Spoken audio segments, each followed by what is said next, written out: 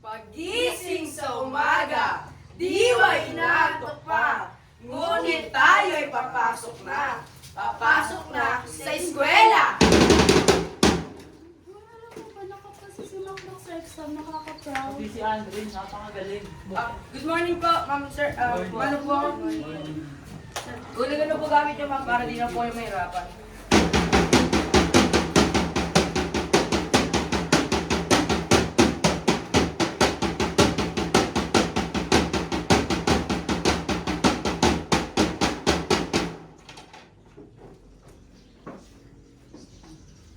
Warang guro!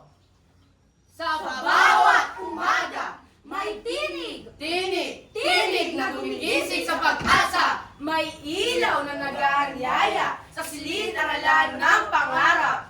Siya ang guro, tagapagday ng isipan, tagahabi ng pangarap, tagapagturo ng buhay.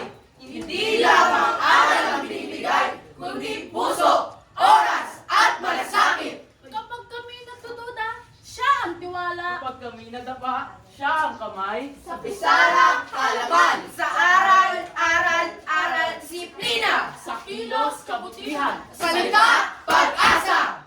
Warang guro, hindi sumusuko, hindi napapagod, hindi tumitigil. Sa gitna ng pagsubok at kakulangan, nananatiling tapat sa tungkulin at pangarap ng bayan. Dahil sa kanya, May mga bata